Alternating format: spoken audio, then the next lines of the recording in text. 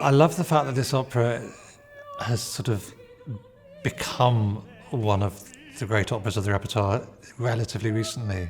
And it's just amazing that 100 years ago it just wasn't in the repertoire. It had been dismissed throughout the 19th century as being immoral. Beethoven went on record as saying that it was beneath Mozart and that it wasn't worthy of him. Wagner felt similarly. But it's also very much a profound analysis of human nature, and the depth that the music brings is remarkable. One of the many aspects in which Mozart conveys this is through the use of ensemble, where he'll have 4, 5, 6 different characters singing completely different meanings, different texts at the same time. But because of the way he writes the music, you can actually tap into each one at the same time in a way that we actually tried in rehearsals speaking it at the same time, and it's complete mayhem. But with the music, you absolutely somehow, don't quite know how he achieves it, but you're able to follow the contours of more than one character at once. And it's an incredible sort of superimposing of different emotions that we experience all in one go. And he does that a lot. And as the piece develops, and as each character's world gradually disintegrates, we diminish from sort of quintets and sextets and sort of big ensembles. The characters get more and more isolated, more and more lonely. So in the middle of Act 2, we get moments where Ferrando and Fiordiligi are alone on stage for the first time. We suddenly realise that we haven't seen these characters on their own, and suddenly they're communicating directly with the audience in a way that hasn't been possible.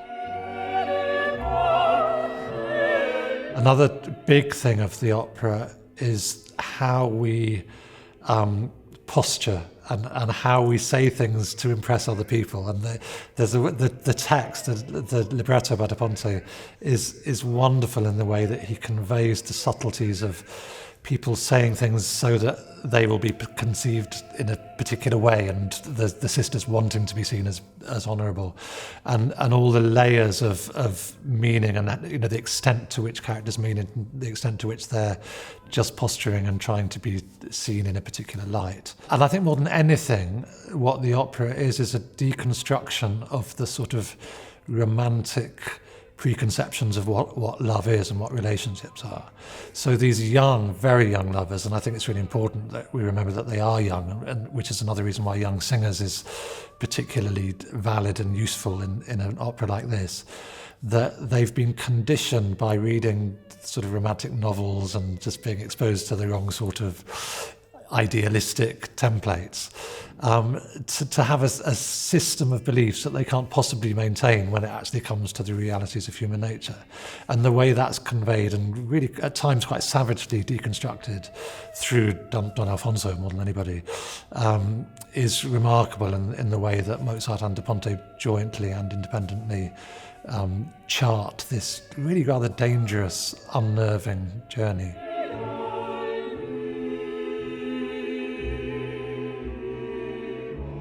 I think there's something really wonderful about performing a concert performance of a piece like this, where we have surtitles, we have a line of singers at the front of the stage, very close to the audience, and for the audience to really experience the piece directly through the text and through the music and through the facial expressions of the singers, and to be able to really feel that the piece is being enacted in their own sitting room almost. I think there's an amazing intimacy that physically you just can't get in an opera house. The moment there's a pit, an orchestral pit between the front row of the stalls and the front of the stage, there's inevitably a certain distance. And I think to be able to have that proximity, that intensity and intimacy, combined with the fact that the music is enabled to tell the story. We're not telling people what the set looks like, what the costumes look like. Therefore, the audience are able to invest their own imagination, their own thought processes. And if anything, I liken it to the process of reading the novel rather than watching the film.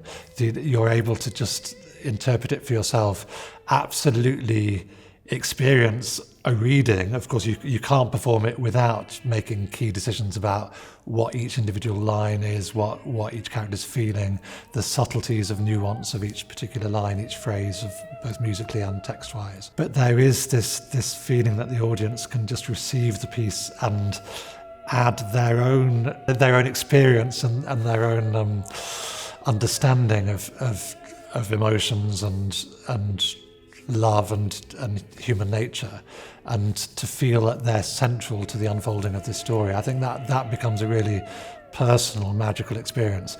And when that's shared with a theatre full of other people that are doing exactly the same, it's the best of both worlds, I think, because it's deeply personal and individual, but it's also collective, and that we're experiencing this masterpiece for ourselves together.